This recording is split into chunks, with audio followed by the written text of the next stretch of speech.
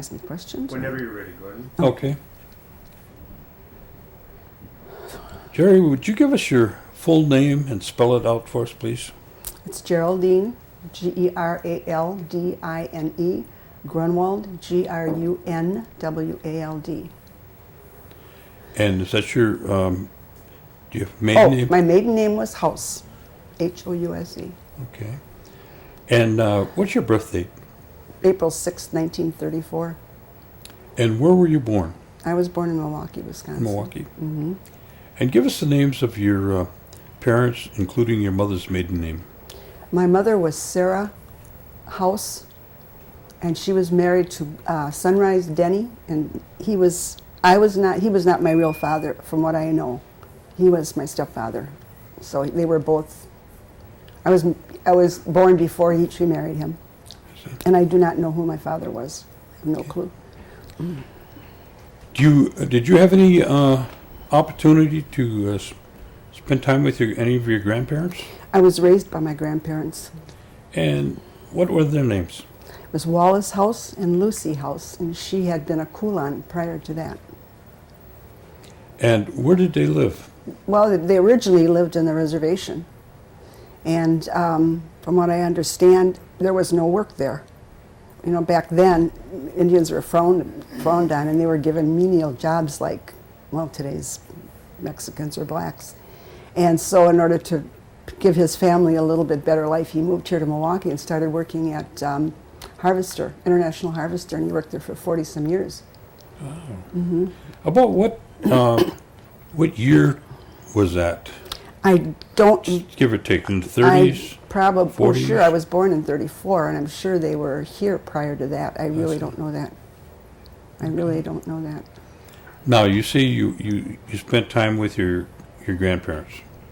When I was born, my mother wanted to put me up for adoption, and my grandparents wouldn't let her. I guess Indians don't give their kids away, so my grandparents took me and raised me. And in the summers, as I got a little older, I would go up to Oneida and spend the summers with my mother, who lived up there with Sunrise, her husband, and her other children. I see. Now, your grandfather, tell me a little something about him. Was he a big man, short man, or what do you remember? Well, I remember that. Well, he was kind of not real tall and not real short. He was kind of in the middle. He was just a really wonderful man. They had both gone to Carlisle University, and in fact, my grandmother had been asked by Jim Thorpe to marry him. She thought, because he was a drunk, she wouldn't marry him. So she married my grandfather. And now let me go on a little bit, if I'm losing track here. Well, your grandfather, Yeah, he was, I know that he was a medicine man, because anytime people would come up to the house and tell him what was wrong with them, and he had a big trunk, and it was full of little brown bags, paper bags all crunched up, and there were all herbs in there, all kinds of stuff in there, and he would make something up from a tea or whatever and send them home, or whatever, if a poultice if it had to be. So I know that he had to be a medicine man. And he was a happy man. He was always laughing and smiling. He worked in fact, during the Second World War, or before that, during the Depression, he wasn't able to get a job. I guess he got laid off at Harvester, or prior to that, I'm not really sure. But I know he worked at Goldman's department store, and he was a chief. They had him dressed as an Indian chief, and he sat in the window of Goldman's during Christmas. That's really all I remember. Of course, he liked his drinks, but he was never abusive or mean or anything. He was just a real easygoing man. Did he speak Oneida? Yeah, they both did. I didn't learn the language. They talked it when they didn't want me to know what they were saying. Mm-hmm. Then they both talked Indian to each other. Did they give you a reason why they didn't, influence you to learn the language? I suppose because, I don't really know. I guess just because that was their way of communicating without me knowing what they were talking about. I see.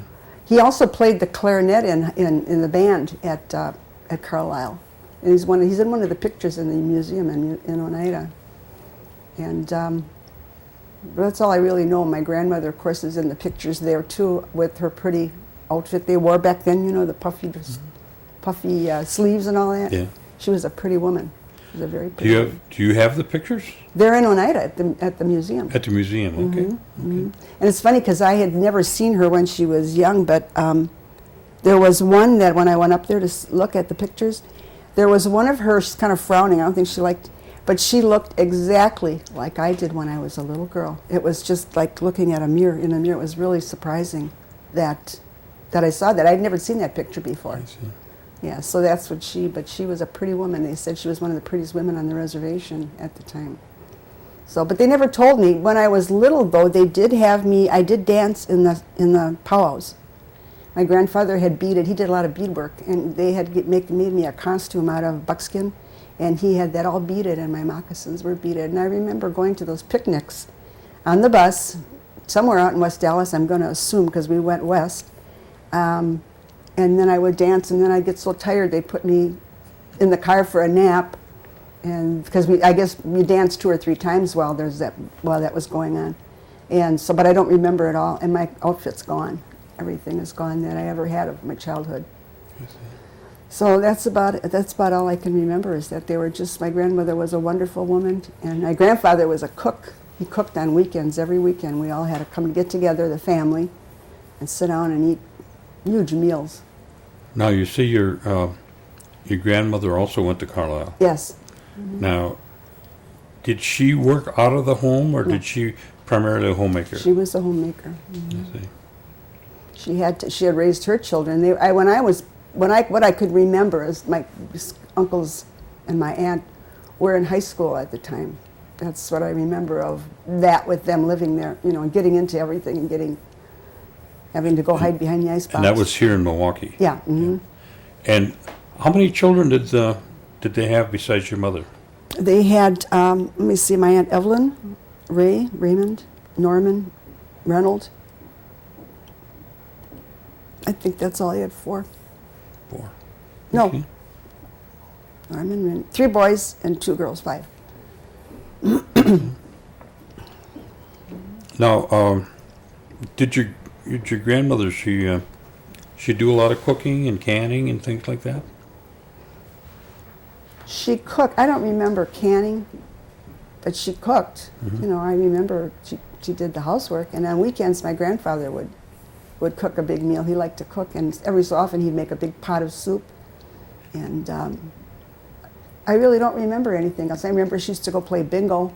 She'd take me with her. We'd go up downtown, and there was a hall. We went upstairs, and we'd play bingo. And I'd get under the tables and pick up all the chips people dropped, bring them to her. But in fact, that's how she died. When she died, she had gone to bingo, and came home, and they heard her stumbling out in the hall. And they went, and they thought she was drinking, which she never put a drink to her lips, ever. She didn't drink or smoke. And they brought her upstairs and tried to give her coffee, and it just ran down her face, and then they knew she had had a stroke. So I remember now when I was little, and especially in the hot summer, she'd make me stay in the house with her, and then I'd brush her hair. She had long gray hair, and I would brush it, and then she'd fall asleep. I remember one time I made a zillion little pigtails all over her head when she woke up, or else I'd do all kinds of stuff to her hair, but she loved it because I was playing with it. And then when she'd have headaches a lot, and now I understand what it was from hypertension, but she would have headaches, and so I would rub her head, rub her temples and rub her neck. She'd go to sleep. It was just, she took good care of me. She's a real loving, wonderful woman. Now, your mother, you say she stayed in Oneida.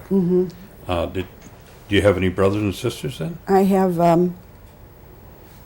there's most of them are gone now. There's 2 alive. There's Reynolds. He works up on the reservation, casino. Marvel. She lives here in Milwaukee with her family. I had Eldon, who died, Gordy, who died, and at 2 years old, she had a little boy named Myron who died.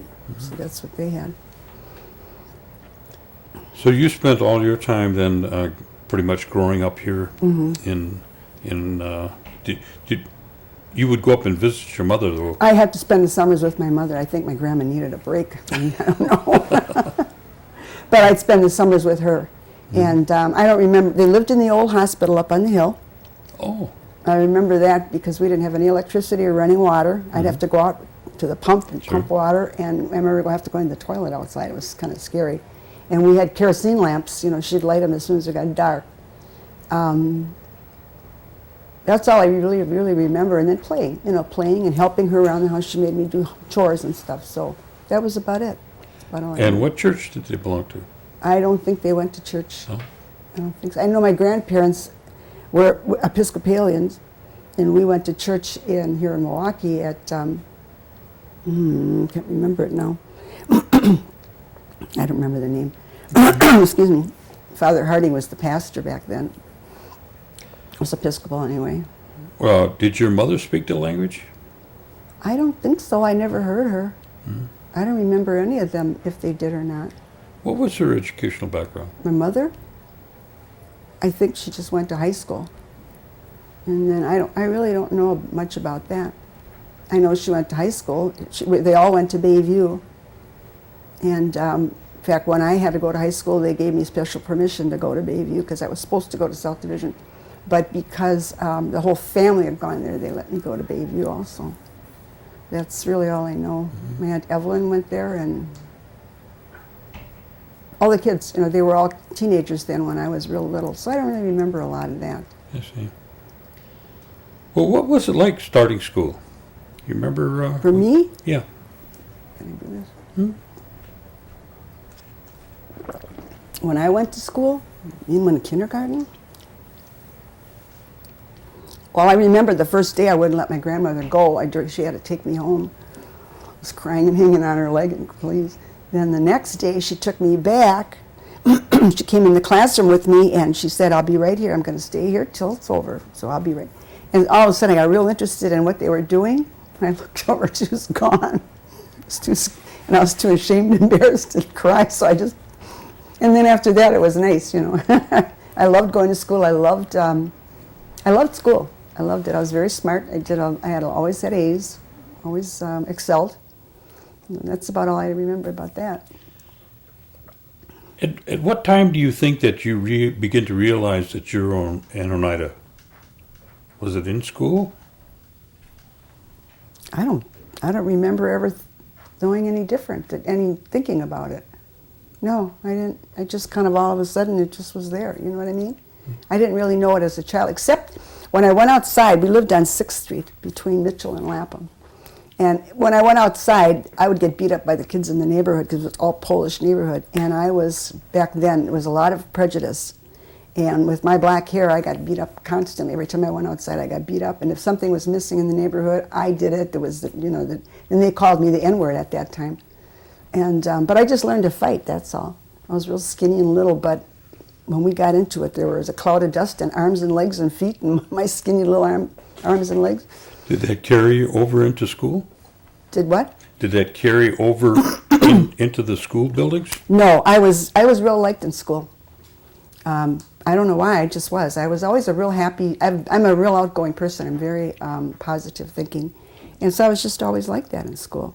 And I took care of the kids that they'd pick, the other kids, they'd pick on other kids. I'd take care of them. Because they were scared of me because I was Indian. They thought I was going to kill them with my tomahawk. So I used that, But we had a cripple boy in school that they'd pick on.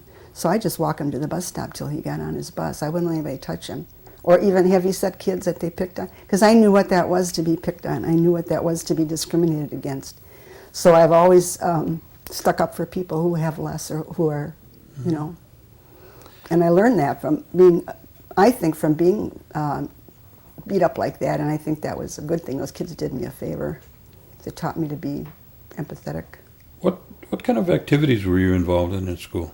Mostly was singing. We used to go outside and sing. We just, when in school, in grade school, you just went out and played. Yeah. We played all those games, hopscotch and all that stuff. And or else we'd just get in a corner and we'd all sing. And I always liked to harmonize.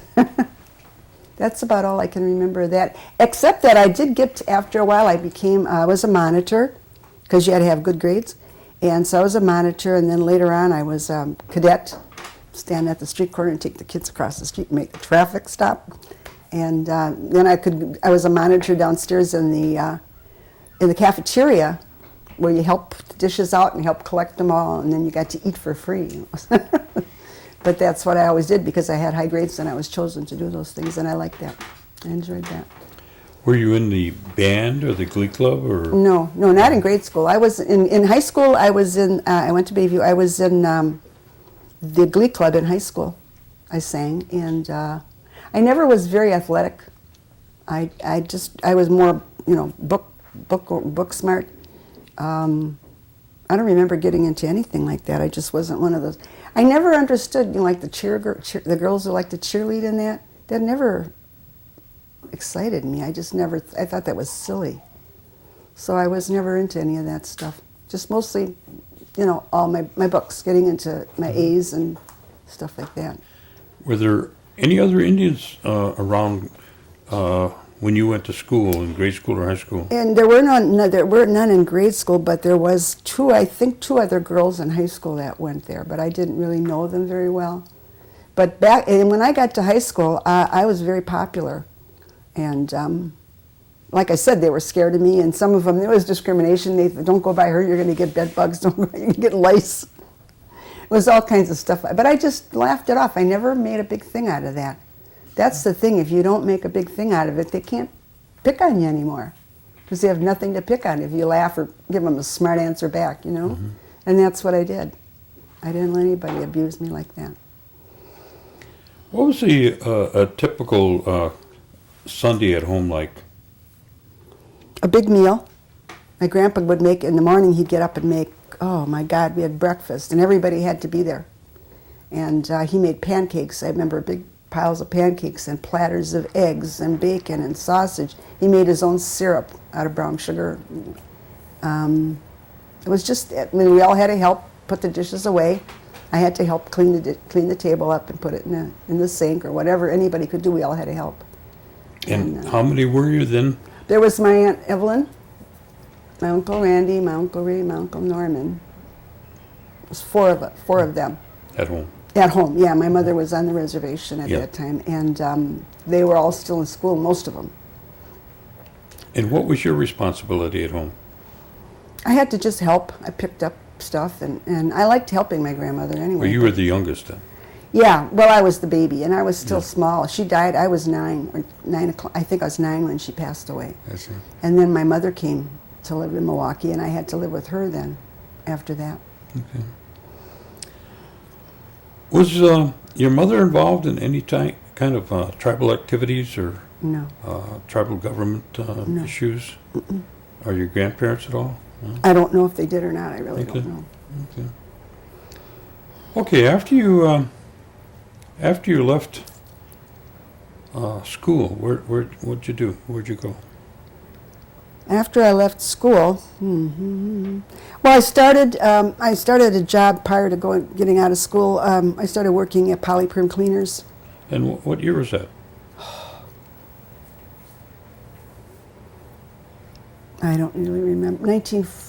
Probably 50, something like that. I don't really remember. 50, 51. Mm-hmm. And I worked there for a while, and then I kind of hopped jobs till I finally got a real estate license and sold real estate for many years. And I worked at Briggs and Stratton for a while. My husband lost his leg after we were married. I was pregnant with my third child when he lost his leg in an accident at work, and so I had to take over the responsibility of mom and dad plus bringing in income, and so that's what I decided to get into real estate and get a good paying job that I could depend on, so that's what I did. And then after that I went to work always in the mortgage business in that industry, real estate industry. In the what? In the real estate industry, mortgages. Oh, mortgage, okay. Mm-hmm. Now, what year did you get married? I got married in 1955. And who did you marry? I married Donald Grunwald. He was from Green Bay. I met him in Green Bay. Sometime while I was still a teenager, my mother and stepfather moved from Milwaukee back to Green Bay. And I stayed here with my aunt and uncle and helped her with their children. And in the summer, I had to go spend summers with my mother again. So that's where I met him, in Green Bay. And I was probably, after seeing him for about a year, I moved back to Green Bay so I could be closer to him till he graduated. And then we both came back to Milwaukee and got married. What year did he graduate? I don't have a clue. And he was in Green Bay. Yeah, he lived in Green Bay. There's He quite a graduated from few. West High. Oh, West High. Uh-huh. Okay, because there's quite a few Grunwalds in Green Bay. Well, he's got a cousin, Ludolf, and I guess he's got a whole mess of them running around. I don't really remember the rest. His mother was a Zimmerman, and his father was Grunwald. So there's Zimmermans running around there, too. There's quite a few of them, yeah. Yeah, okay. Okay, you got married, and then you had children? Mm-hmm. And how many children did you have? Well, I had 3 that made it, and I had a few that I lost. And lost one at 5 months, and some of them just were early not abortions, but they, Yeah. I couldn't hold them. But I had 3. And what's their names? I have Donald, David, and Robert. All boys. Mm-hmm. Mm-hmm. One I lost was a boy too, Oh. but I had all boys. And the ages of them, how old are they now? They're Donald's 50, David is 46, and Rob's 43. Okay. And is there any grandchildren? I have 3 grandchildren. I had 2, and then my son went to college and had one there. Is that what he learned at college? So he learned at college. Yeah, but he had the cutest little guy. It was worth it. And what's their names? I have Terry, and I'll go on to that later. Terry, and there's Kim, and then the little guy is David Jr. Any great-grandchildren Yep. Terry has 3, and she's pregnant with her 4th. Kim had 1. And of course, little David's only 4, so he had. Well, you're multiplying pretty Yeah, good. I guess they are. I told her stop already. Yeah. Yeah. First one takes 9 months. Yeah. After that, After they that, come it's like rabbits. I know. Can't believe it. Too many. But that's Now, what brought you into real estate? when Don lost his leg, and we had bought a house, and with the money from his leg, they gave us some money. What did he do? He worked at Laddish. He worked at Laddish all his life. He And- started there when he was 18. And what kind of work is that? Laddish is a drop forge. Okay. And when he first started there, I guess he ran a crane, and he worked in the dye room, always worked in the dye room. And then after he lost his leg, they let him work in the office in the shop. And he kept the books and records of where everything was, storage and all that. But, excuse me, he lost his leg, and I was pregnant with Rob then. I had probably about 3 weeks to go. And the police came to my door one night and asked if I'd come with them, that my husband was in the hospital. He had got hurt. And they wouldn't tell me what was wrong. They just said, he's got a little owie and wants you to come. So I went in there, and he was laying there with his foot smashed to smithereens. Well, anyway, it just turned out that he had to have amputated. And then later on, he got gangrene, and he had to have more amputated. And he was in the hospital with that second amputation at the same time I had my son, Robert. That was a real fun time. But I tell you, we lived in Cudahy at the time, the people in that town rallied around us and helped us through so much. It's unbelievable how they helped us. And I learned then also, because we didn't have a very big income, and I never ever missed paying a bill. To me, that's the most important thing in the world, is paying your rent, your utilities, your bills on time. If you're going to run up a bill, then be responsible for it. So we lived on little piddly what was left. And but I learned to make. I mixed a gallon of milk with skim milk. We ate a lot of Spam. The neighbors would give us vegetables, and we made it through that year. And they were nice enough. The hospital gave us a lot of stuff when I left. They give you samples of stuff for the baby. Mm-hmm. And so I had that. We had a lot of people help us. But anyway, after that happened, that's when I decided I needed to do something besides little. I had been a waitress for a long time. I loved waitressing, but that too is not as, I wanted something that was more steady. And when we bought that house, the realtor that sold it for us tried to cheat us. And so I got angry. And you don't want to get angry, because I went after that company with everything I had. And we didn't. My husband was so upset about that. Don't fight. Don't do that. Don't, you know. And I said, they're not going to. They're stealing our. You know, they tried to cheat us, and you suffered for that money. So what we did is, I ended up giving. They gave up the commission, but my name is like, I don't want to say the name of the realty, but my name is really bad there. I just, you know, don't mess with me, you know. Maybe that's that old Indian blood, I don't know, but I don't believe in being unfair. And I'll fight back every time, I don't care what it takes. So I went to different agencies, I made sure that I reported them. Better Business Bureau said, well, we've never had them reported. I said, well, put it down. Well, you know, I said, put it down, I want to see it in writing. So if other people call you, then you've got a record started. So I just went to every agency that there was available to me. And I threatened, at that time, AIM. They took over that AIM station, the Oneidas, and my brother was involved in that. And What's his name? Reynolds. He was young. He was a young buck, you know. But I threatened that if we'd have Indians marching all around their properties. So they didn't like that. But anyway, they finally gave up the commission, and we ended up moving to a different place, you know. But that's when I decided, because I had so much, I was so involved in studying, reading up on what they did and what the real truth was and what you could and couldn't do in real estate. I learned a lot, and then I thought, I'm going to go into this because I can make good money, and I can help other people. You can do that without cheating. You don't have to cheat somebody to make money, you know. And so that's what I did. I did that for quite a while, and then later on I went into mortgage banking. I went into the collection end of it, then into the foreclosure end of it. And later on, I worked for MGIC and went to that's a mortgage guarantee insurance. They guarantee the loan. And I went into that end of it, trying to save loans. So that's a big whole thing. Because real estate's very fascinating. It's a lot to know. You have to learn a lot. Have you retired since then? I'm retired, yeah. I retired when my husband had a stroke and a heart attack. Oh. And so I took care of him. Stayed home to take care of him. When I was 40, we were 40s, we ended up divorced. And then it was probably about 10 years, 10 years. And then when he had the heart attack and stroke, I went to the hospital and he was just helpless. And I felt so bad. And he didn't have anybody. So I just said, you know, I'm coming back, I'm taking care of you, so don't worry about it. And I did. And later on, he wanted to retire to Missouri, so he says, I suppose we better get married. He said, because you're going to need insurance if you quit your job. So that's why we got married again. But we always loved each other. Went around twice, huh? Yeah, well, we loved each other. There was just so much, you know, when you're young, you really don't know what you're doing. You shouldn't have. I mean, we just couldn't communicate. There was too much going on between us. We both came in with our own baggage.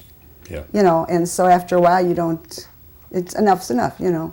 So we ended up splitting up, but we still saw each other. I always had him over for every meal with the kids, Thanksgiving, Christmas, whatever.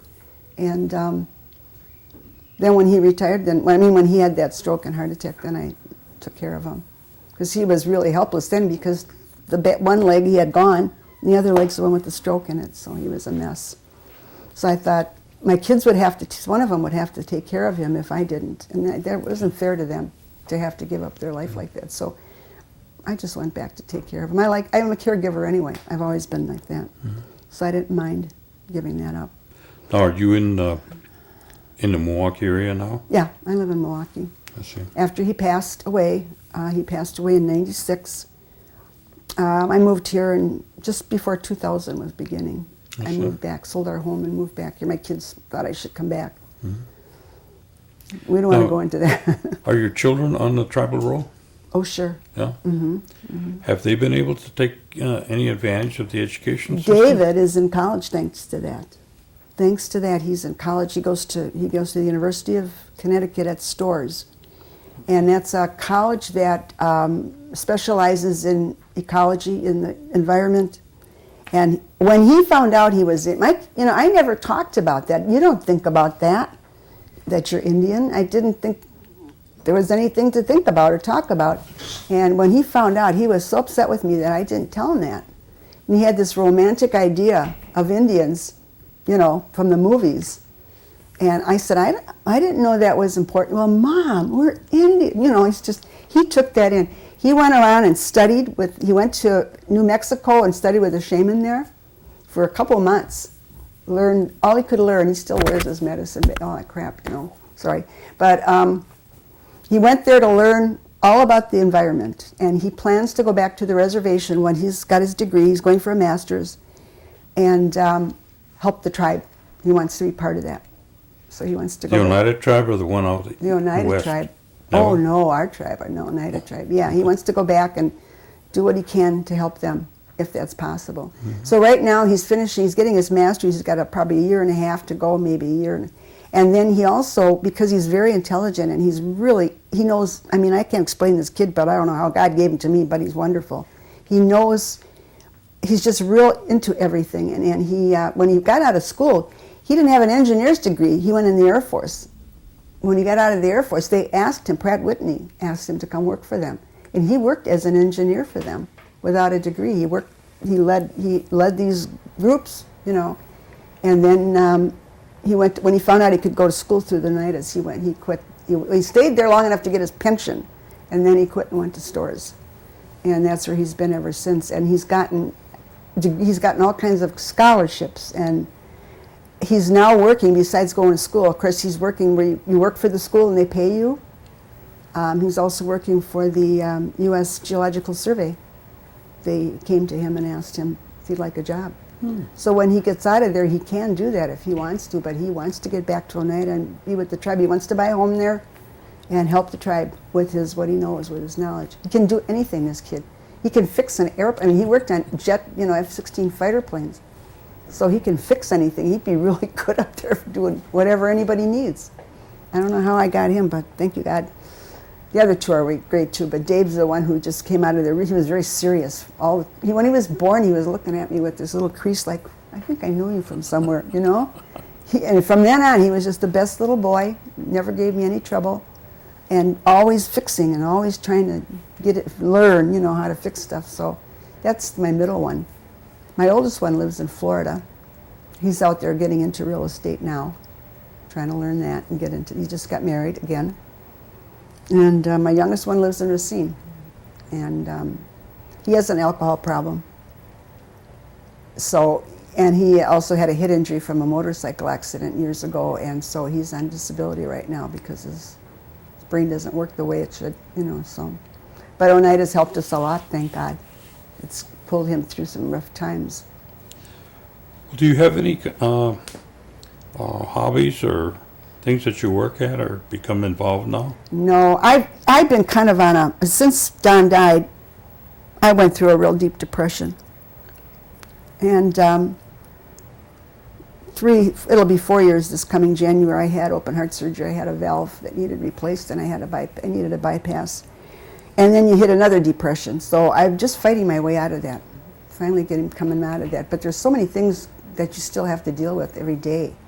And so my hobbies would be helping people. I like to do that. I do volunteer work, but that's about it. I like to keep house. I like to clean and do stuff like that. I'm real, you know, domestic.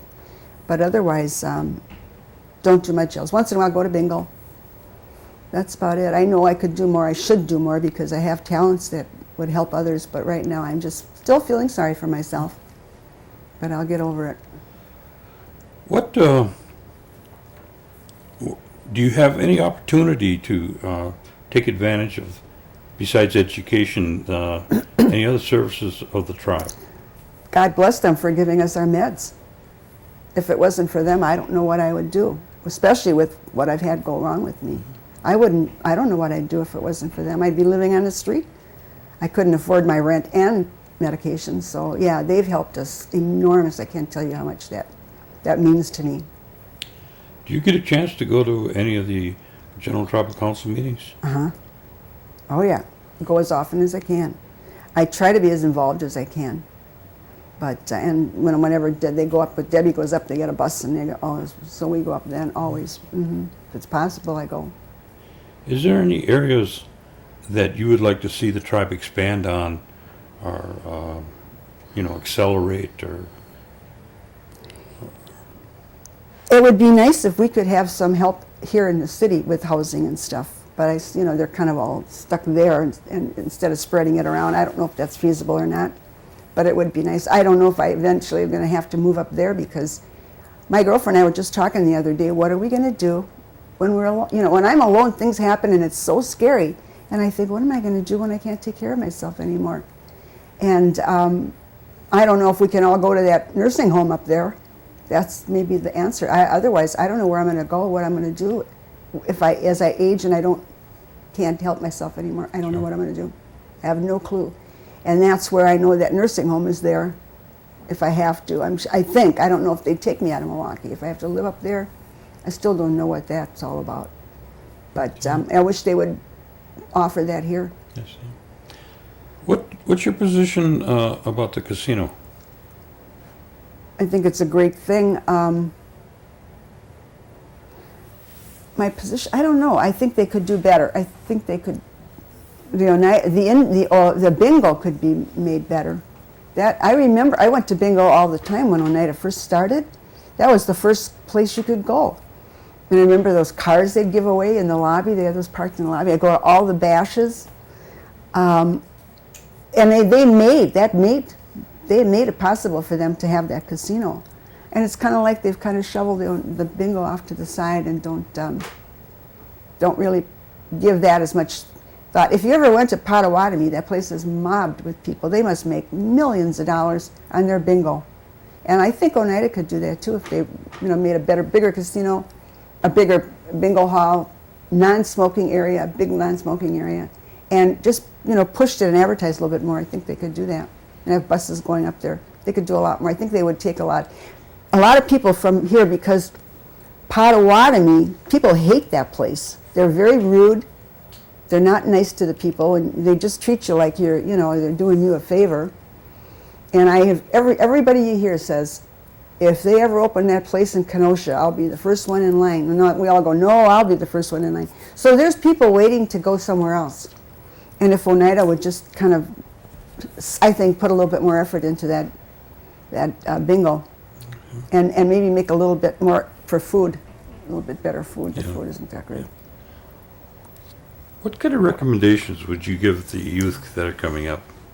Oh, it hurts me to see them trying to be white. I wish that they would try to keep. Indians used to be kind. They took care of one another.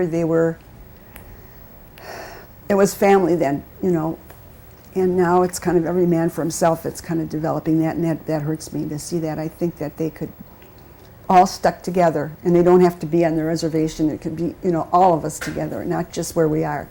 That would help a lot, and just maybe the elders could teach them that, to learn what empathy is, to care about other people and not to hurt other people. And because that's the way it was years ago. We helped each other. There was none of that stuff now with, fighting and stealing and robbing people to get something that they don't really need. What they really need is just each other and love, and the rest is, they've got the food, but they just need that. They need to care. That's how I feel. I just hate to see that going where it's going. Now, is there anything else that you'd like to share with us that I may have overlooked? I don't think so. That's come to mind? No? No, not that I can think of. Okay. Does anybody else have any comments? I wish we could get more money to help us. That money at the end of I tell you, when I get that money, you have no idea how that helps me. I can't even tell you how much that helps. For things, cap, huh? Yeah, for things that you normally couldn't afford to go out and buy. Because you don't make a lot of money on Social Security.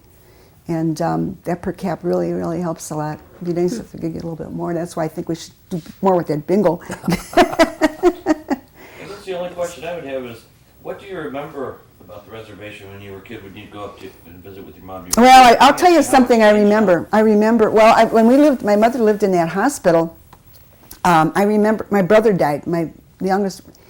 I think he was after me, and then Gordy. Then his name was Myron. He was 2 years old, and he died in an accident at my mother's home. And I remember going up there for the funeral, and I remember the night I was so scared. They had him in a coffin or a casket on a table in front of the window. And not being any electricity, they had candles flickering, and and there was all these old people sitting around chanting and singing. And I remember being so afraid, and nobody would talk to me. I didn't know what was wrong, what was going on. And my mother crying, I remember all that, and so everyone was so sad.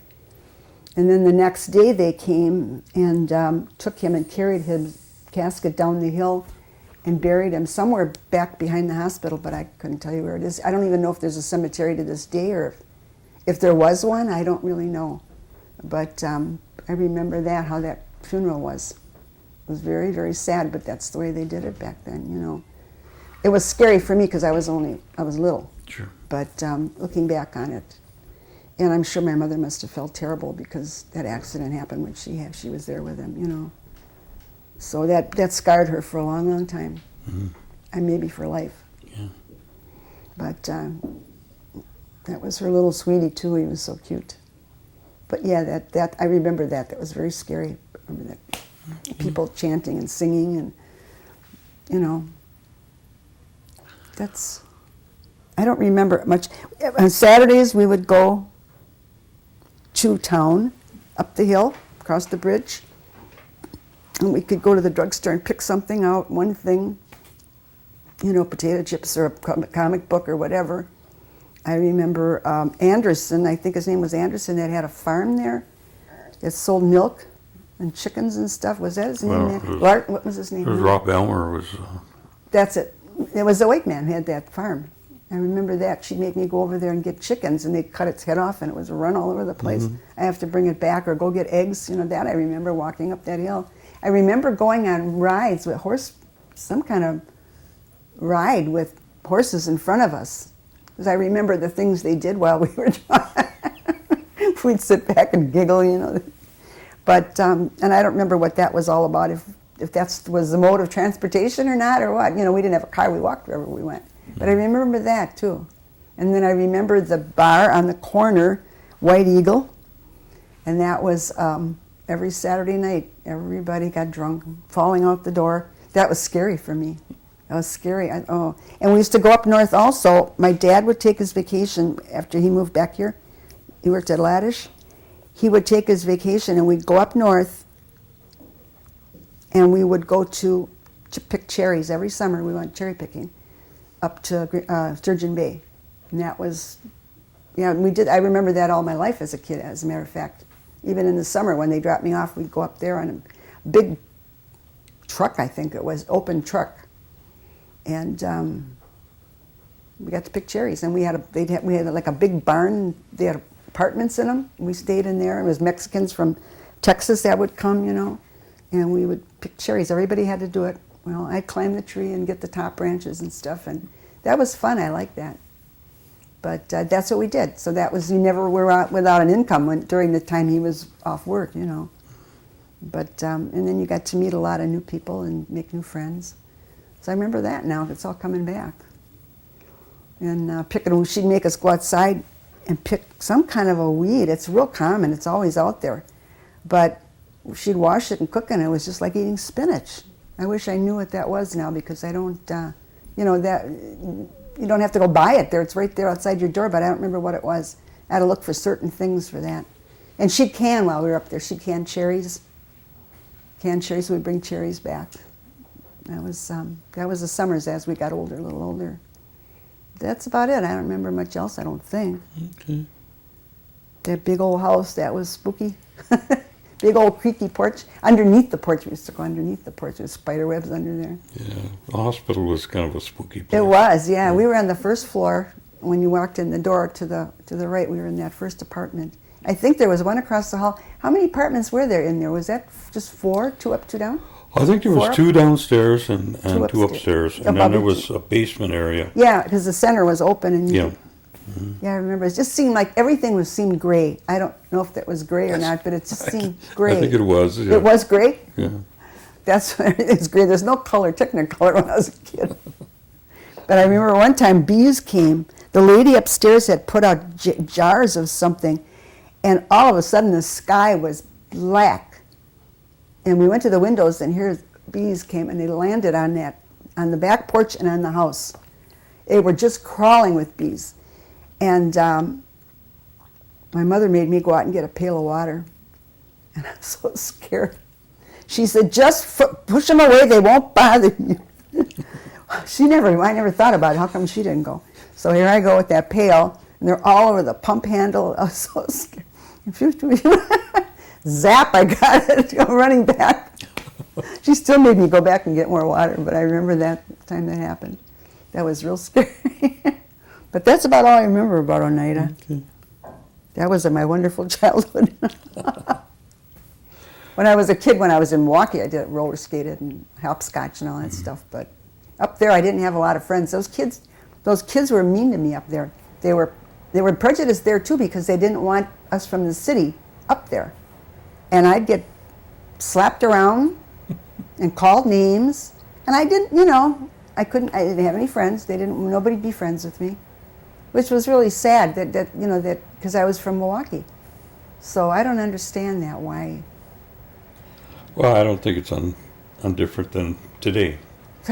You're... Shouldn't be that way. I don't know what causes it, but, there's a saying that they have is that when you come back to the reservation, you have to turn around and walk backwards for about 6 months. And then you might catch up. But it's just a different... There's a difference of the move, of the flow. I don't understand. My stepdad, Sunrise, has a sister living up there yet to this day. She's in her, I think, high 80s. No, not really. Maybe she's in her 80s. I stayed with her one summer to help her. She was pregnant and help her take care of her kids while she had that baby. And they lived there all their lives. I don't understand, though, why, as I spent so much time up there that I wasn't accepted by anybody. I don't know. But, yeah, I suppose next time I'll walk backwards then. I don't understand. I just think people have to have somebody to look down on, and I suppose I was there, I think it's a form of acceptance. That happens wherever you go. I suppose. It doesn't bother me anymore. It used to. When I was a kid, I wanted to have friends. Yeah. But now I could care less. But I have friends anyway, Well, everybody's your As a friend. grown-up, you know better. But as a child, it was not nice, because wherever I went, I was picked on. Doggone it anyway. Well, you had 7 layers thick. That's what they call Yeah, it. sure enough, Yeah. sure enough. Yeah. You see it today, and it's sad. Everybody, we're all people. We're all the same. Why do we have to do that? I don't understand that. Nobody should be that way. Then they'll all leave. First of all, the blacks they're getting off the blacks' back because the Mexicans are here, and then when the gays now, they're next, and I don't know what'll be next after that. Maybe the Martians will come, and then it'll be them, and we'll all get along again. All get together and we need to stick together, all of us. But that just isn't going to happen, I guess, because people have to have somebody to look down on, to make them feel good. That's just wrong. Because it makes you feel really good when you're kind to people. It really does. You feel great. And that's the way these kids need to be today. They need to learn that, to be kind and to have a big heart for other people. Okay. And that's my final... Okay. All right, Alan will disconnect you, and I got to put together a little honorarium for you. And we'll let you go have lunch.